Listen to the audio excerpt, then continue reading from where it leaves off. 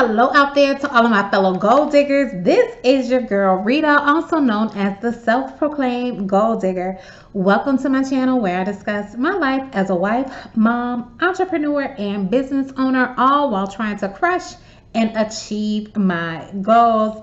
And on today, I am coming to you with another video. We are in Vlogtober, and one of the things that I'm doing is on Fridays we are having Finance Friday. So that is what I'm coming to you on today. But before we get into the video, please make sure you subscribe to my channel.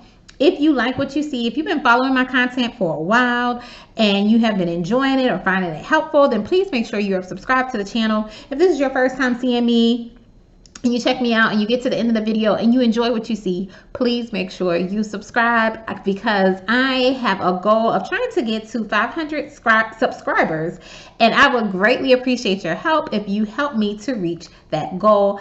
And I thank you to everyone who has already subscribed and who has already been so nice, so kind, and everything. I really and truly appreciate each and every one of you. All right, but let's go ahead and get into the video. As I mentioned earlier, it is Finance Fridays or Financial Fridays. And what I'm just going to be sharing with you is some type of financial advice.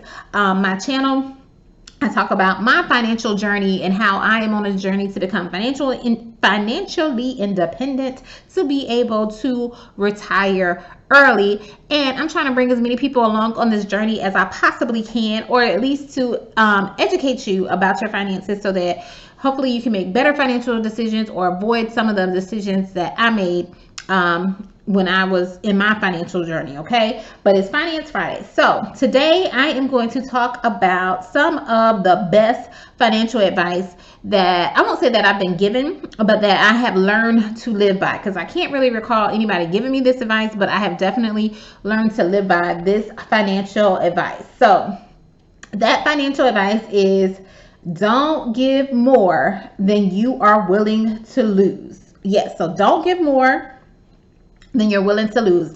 And I'm talking about money, but this can apply to many things, but we're going to stick to the topic of money. So don't give more money than you are willing to lose. That will save you a lot of heartache in the long run. That applies to friends, that applies to family as well. So I have learned I don't give more than I am willing to lose when it comes to money to anyone.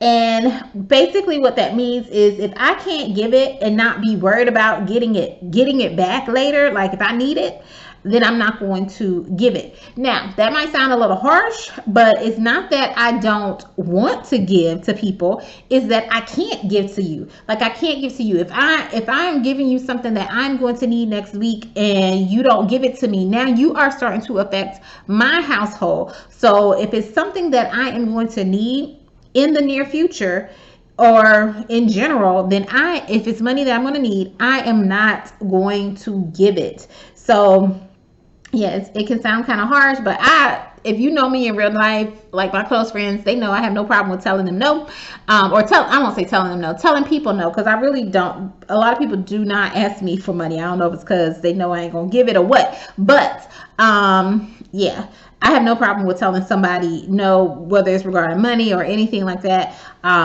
Yeah, that's just how it is. But it's not that I don't want to give, it's just I can't give. But I will say this, because of how I have decided to set up my finances, pretty much every dollar that comes into my account, it does have a home. I try to allocate my money and give it a special designation, give it a special job that it's supposed to do. If you've seen my previous videos where I use my money envelopes, you see I do cash envelope stuffing. A lot of the purchases I make are in cash. So with that being said, I do factor that into my budget. I do factor giving into my budget, and I'm not just talking about giving like in terms of my tithes, even though I do that as well, but like being able to give to other people in the event that something is to happen. So I do have a giving envelope. So if someone was to approach me and say, hey, I need to borrow $50 or something like that, then I'm going to see if I have that in my giving envelope. And if I have it in my giving envelope, then I'm going to give it. If I don't have it in the giving envelope, guess what? I don't give it. But it pretty much helps me to take anything surrounding money, like all the I guess all the emotion and stuff surrounding money out of it, because I literally can say and look into my giving envelope and say, you know what, I don't have it to give, because I am not going to take it out of my bill money. I'm not going to take it out of any money that is supposed to supplement and provide for the needs of my household, but I do want to give to people. So I have incorporated that into my budget for that particular reason. So yes, I would highly recommend y'all give your money a home, so that way everybody can't have, I won't say everybody, but people won't have access to it, or you think you might be able to give people as access to it just because you haven't already designated a place for it to go. So don't give more money than you're willing to lose. Now, for a moment though, let's talk about lose. What are you that you're willing to lose? Because we take it as, I don't want to lose, like in the example, like $50. But there's a lot of other stuff that you can lose. Like, I don't want to, if I'm gonna have to lose sleep about this because I'm thinking about my money, if I'm gonna have to lose peace about this because I'm thinking about my money, if I'm gonna have to lose the friendship or the relationship, I take all of that into consideration. Like, if I'm gonna need this money and I'm gonna start feeling salty about. Hey guys, this is your girl Rita, also known as the self-proclaimed gold digger, and I wanted to share with you about an app I use to save money on gas. Every time I purchase gas using the app Get Upside, I save a certain amount off for each gallon purchase. And if you use my code Q5G5Q, when you make your first purchase, you'll save 15 cents off for every gallon you buy. That code, once again, is Q5G5Q. The app is called Get Upside. So, you might as well save money on things that you're already purchasing. And with these COVID streets opening up, I know a lot of you are traveling more and more. So save money on that gas. Get the app, Get Upside, put in the code Q5G5Q, save 15 cents off of every gallon when you make your first purchase. All right. So let's get out there and let's save some money, guys.